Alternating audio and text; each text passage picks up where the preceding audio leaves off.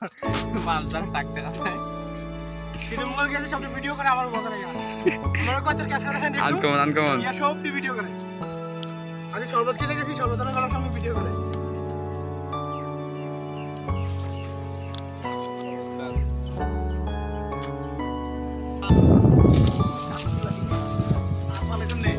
ফালাও cameraman আছে তোমরা ফালাও এবার ইগোর খাবা সেল তো তাদের হয়তো নাম কি তা সেভেন সিস্টার এদিকে নি জাকির কাকার বাসা আছে আমার সব মুজ দিয়ে দিছে বাদ ওই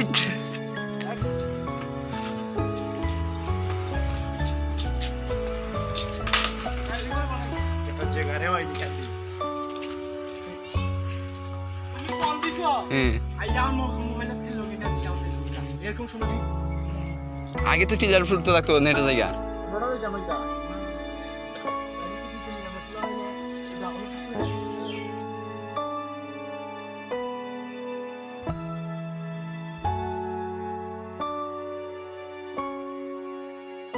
আসসালামু আলাইকুম সবাইকে। আশা করি সকলেই ভালো আছেন।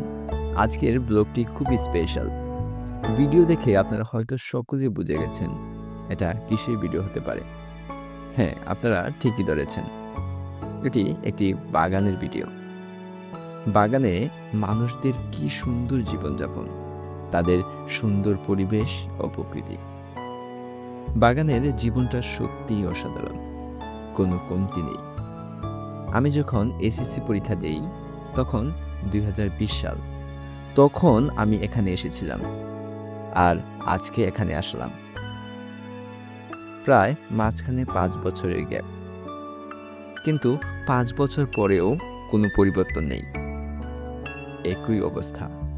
যেমনটা দেখে গিয়েছিলাম ঠিক তেমনটাই আছে। কতটা অদ্ভুত তাই না?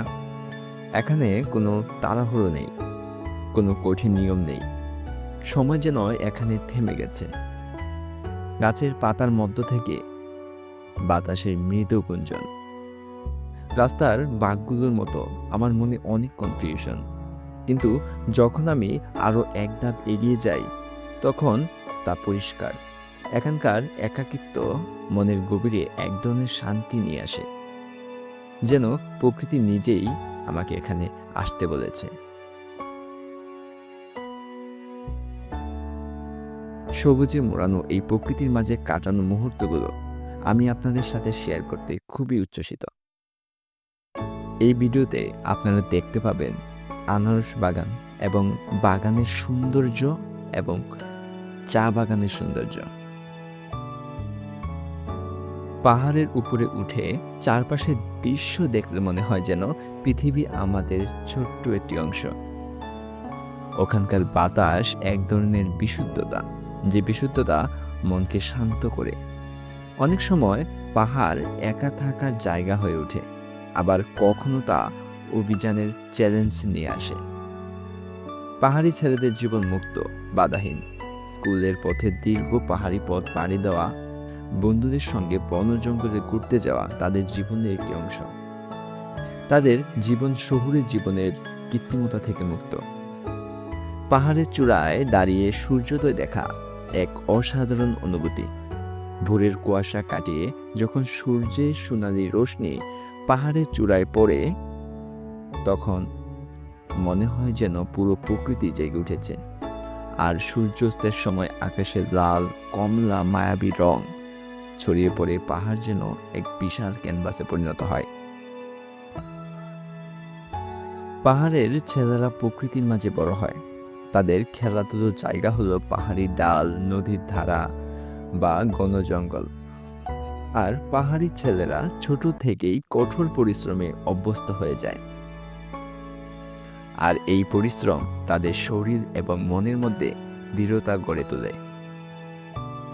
আনারস গাছের পাতা দেখতে ধনুকের মতো বাঁকানো এবং সবুজ রঙের।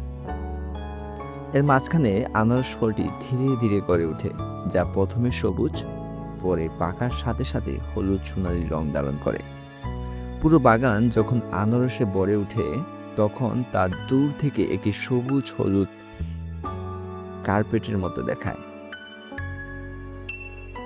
আনারসের সারি সারি গাছ, প্রতিটি গাছের মাঝখানে একটি করে উজ্জ্বল হলুদ আনারস ফল।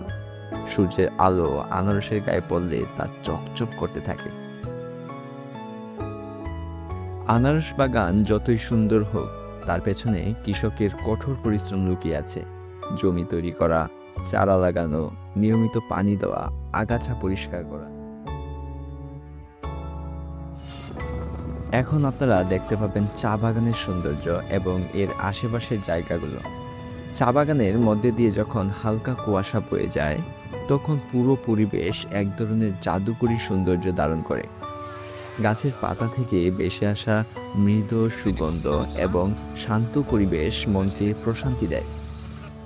চা শ্রমিকদের হাসি মুখে পাতা সংগ্রহ করার দৃশ্যও চা বাগানের সৌন্দর্যকে আরও প্রাণবন্ত করে তোলে। তাদের ঐতিহ্যবাহী পোশাক এবং সংস্কৃত চায়ের ঝুড়ি পরিবেশে একটি রঙিন মাত্রা যোগ করে। চা বাগানের প্রকৃতি যেন এক বিশাল ক্যানভাস, যেখানে প্রতিটি রং প্রকৃতির হাতে আঁকা। চারিদিকে শুধু সবুজ আর সবুজ। বাগানের গাছগুলো এমনভাবে সাজানো যেন মনে হয় যেন প্রকৃতি নিজেই একটি নিখুঁত গাণিতিক সমীকরণ মেনে চলেছে। চা বাগানের সৌন্দর্যে একটি বিশেষ দিক হলো সেখানে কর্মরত চা শ্রমিকরা। তাদের সকালে কর্মব্যস্ততা এবং হাসিখুশি মুখ গোটা পরিবেশকে প্রাণবন্ত করে তোলে।